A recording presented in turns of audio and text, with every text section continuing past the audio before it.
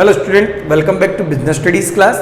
Guys, in last classes we completed three form of business, that is sole proprietorship, our Hindu family business and our partnership. हमारी जो last classes हुई हैं बच्चों, उनमें BST में chapter number 2 में जिसका नाम फॉर्म्स ऑफ बिजनेस था, उसमें से हमने बिजनेस की 3 फॉर्म को डिस्कस कर लिया था। सोल प्रोप्राइटरशिप को, एक ऐसा बिजनेस जिसको शुरू करने वाला एक अकेला पर्सन होता है। हमने उसके बाद हिंदू फैमिली बिजनेस डिस्कस किया जो एनेस्ट्रल प्रॉपर्टी से शुरू होता है कि हमारी पीढ़ियों के हिसाब से जो चलता आ रहा होता है। पार्टनरशिप बिजनेस डिस्कस किया जिसे शुरू करने वाले 2 या 2 से ज़्यादा लोग होते हैं, जिसमें हमने टाइप्स ऑफ पार्टनर, पार्टनरशिप कितने तरीके की होती है, पार्टनरशिप डीड क्या होती है, सारी चीज़ें हमने यहाँ पे डिस्कस कर ली थी। आज हम उसी चैप्टर में से हमारे बिजनेस की 4th फॉर्म को शुरू करने वाले हैं जिसका नाम है कोऑपरेटिव सोसाइटी बिजनेस। क्या नाम है? Cooperative society business. Cooperative society business क्या है? कोऑपरेटिव सोसाइटी बिजनेस एक ऐसा बिजनेस है जहां पे कम से कम 10 लोग इकट्ठे हुए हैं एक दूसरे के वेलफेयर के लिए। मतलब कि 10 लोगों ने मिलके कम से कम एक बिजनेस शुरू किया और उस बिजनेस को शुरू करने के पीछे उनका इंटेंशन है एक दूसरे की भलाई, एक दूसरे का वेलफेयर। ऐसे बिजनेस को हम कहते हैं कोऑपरेटिव सोसाइटी बिजनेस। तो देखिए हमने यहाँ पे लिखा है कि cooperative society business is a voluntary association.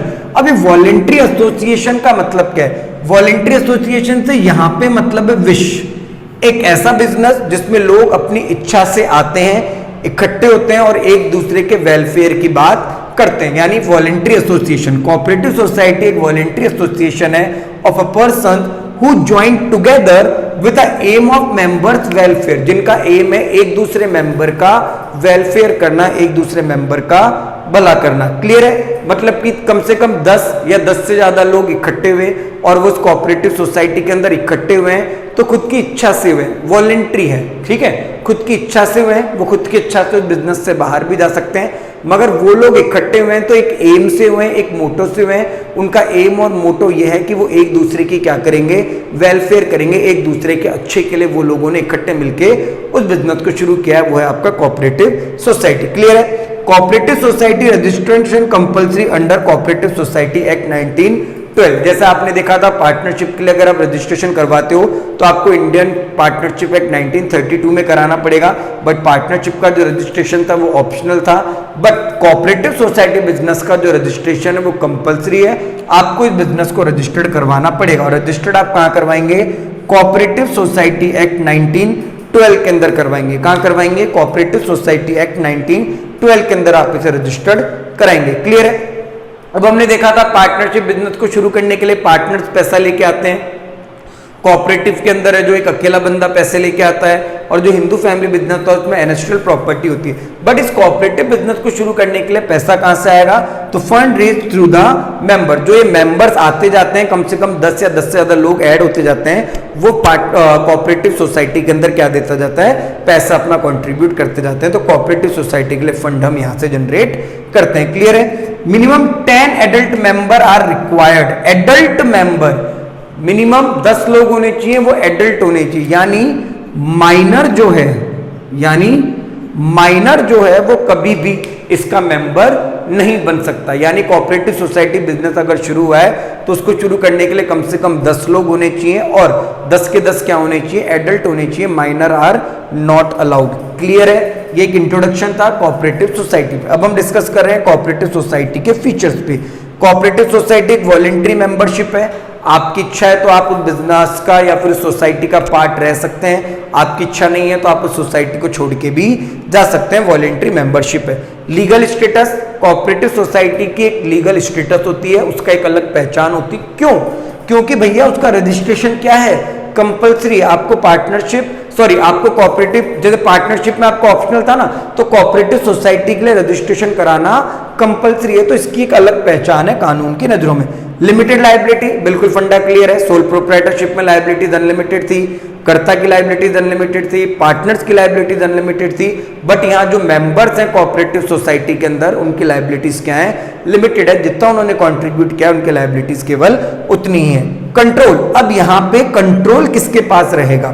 जैसे हिंदू फैमिली बिजनेस में कंट्रोल कर्ता के पास था, ठीक है, तो यहाँ पे कंट्रोल किसके पास रहेगा इस बिजनेस के अंदर? तो जितने भी मेंबर्स हैं उन मेंबर्स की एक मैनेजिंग कमिटी बनाई जाएगी और उस मैनेजिंग कमिटी में किसी को डायरेक्टर बनाया जाएगा, किसी को हेड चुना जाएगा। प्रेसिडेंट चुना जाएगा on the basis of vote. जितने लोग हैं वो वोट करेंगे, वोट के आधार पे उनमें से किसी एक को डायरेक्टर चुना जाएगा और वो पूरे कोऑपरेटिव बिजनेस को यहाँ पे देखेगा। क्लियर है? सर्विस मोटिव, और बिजनेस का मोटिव क्या है? बिजनेस का मोटिव है कि मेंबर जो बिजनेस के अंदर हैं उन सबके वेलफेयर के बारे में। क्लियर है? तो ये एक इंट्रोडक्शन हुआ है, ये इसके फीचर्स थे। अब हम इसके मेरिट्स और डीमेरिट देखेंगे। जैसे हमने सोल प्रोप्राइटरशिप में या फिर हिंदू फैमिली बिजनेस में या पार्टनरशिप में देखा था कि मेरिट्स और जो डीमेरिट्स हैं वो किससे ड्राइव्ड होके आते हैं? वो फीचर से ही ड्राइव्ड होके आते हैं। तो यहाँ भी कुछ वैसा ही हो रहा है। क्लियर है? पहला जो मेरिट है वो है स्टेबल एग्जिस्टेंस। इसकी जो स्टेबिलिटी है बिजनेस की वो बनी रहती है। जैसे सोल प्रोप्राइटरशिप की स्टेबिलिटी नहीं है, लॉन्ग रन नहीं है, पार्टनरशिप की नहीं है, बट कोऑपरेटिव सोसाइटी की स्टेबिलिटी यहाँ पे बरकरार रहती है। इक्वलिटी इन वोटिंग राइट्स, जो वोट डालने का अधिकार है वो सबके पास है। डेमोक्रेटिक वाला मामला है, एक पर्सन का एक वोट है। जितने मेंबर्स हैं वो अपना वोट देंगे, उसके आधार पे या बेसिस पे हम डायरेक्टर को या चेयरपर्सन को चुनेंगे। लिमिटेड लाइबिलिटीज, लाइबिलिटीज लिमिटेड है, बहुत अच्छा एडवांटेज है। जितना आपने पैसा लगाया उतनी आपकी लाइबिलिटीज है। इज फॉर्मेशन, कहने का मतलब है इसको शुरू करना बहुत आसान है। सिंपल से डॉक्यूमेंट तैयार करो, फटाफट जाकर रजिस्ट्रेशन करो 1912 के अंदर, और रजिस्ट्रेशन करने के बाद आप इसे शुरू कर दो। और एक ऐसा बिजनेस है जिसको गवर्नमेंट की तरफ से सपोर्ट मिलता है। सपोर्ट किस तरीके का मिलता है? सपोर्ट मिलता है, अगर इस बिजनेस को टैक्स पे करना होता है तो गवर्नमेंट आपको टैक्स में छूट देती है, और अलग अलग चीजों के लिए गवर्नमेंट आपको सब्सिडी देती है। और आपकी, क्योंकि आपका पूरा काम वेलफेयर के लिए, तो सब्सिडी मिलना, टैक्स में छूट मिलना ये नॉर्मल है। गवर्नमेंट आपको सारे बेनिफिट यहाँ पे देती है। तो ये मेरिट्स हैं किसके? कोऑपरेटिव सोसाइटी बिजनेस के। अब इस कोऑपरेटिव सोसाइटी बिजनेस के कुछ डीमेरिट्स भी हैं, इसके अंदर कुछ लिमिटेशंस भी है। पहली लिमिटेशन है लिमिटेड रिसोर्सेज। अरे भैया पैसे की बात हो रही है, अब पैसा है, जो मेंबर के पास जितना पैसा है वो उतना अपना अपना पैसा लेके आ रहे हैं, तो लिमिटेड रिसोर्सेज है, किसी के पास ज्यादा पैसा नहीं है, सबके पास लिमिटेड है। लैक ऑफ सीक्रेसी, यहाँ पे कॉन्फिडेंशियलिटी, गोपनीयता नहीं रहती है। जैसे सोल प्रोप्राइटरशिप के अंदर एडवांटेज था, यहाँ पे डिसएडवांटेज है। इतने लोग हैं तो बात आपकी डेफिनेटली बाहर जाएंगी। डिफ्यूजन इन ओपिनियन, हो सकता है सब लोग अपनी अलग अलग बात रखें, अपना अलग अलग मत रखें, तो हो सकता है कभी उनके बीच में कॉन्फ्लिक्ट हो जाए, झगड़े हो जाएं ओपिनियंस को लेके। क्लियर है? और इनएफिशिएंसी इन मैनेजमेंट, अब क्या हुआ, सब लोग मेंबर हैं, सब आसपास के लोग हैं, इकट्ठा हुए हैं, उनमें से किसी में मैनेजरल स्किल्स नहीं, उनमें से कोई मैनेजमेंट नहीं जानता। तो ये बिजनेस अलग से किसी मैनेजर को अगर हायर करता है अपने आप को एग्जीक्यूट करने के लिए, तो ये उसके लिए बहुत ज़्यादा कॉस्टली हो जाएगा, क्योंकि यहाँ पे रिसोर्सेज पहले से क्या है, लिमिटेड है। क्लियर है स्टूडेंट?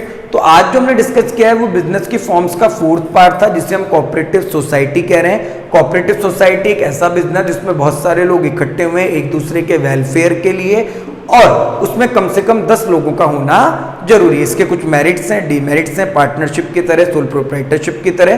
तो आई होप स्टूडेंट्स कि आप सभी को कोऑपरेटिव बिजनेस समझ आया होगा। Okay student.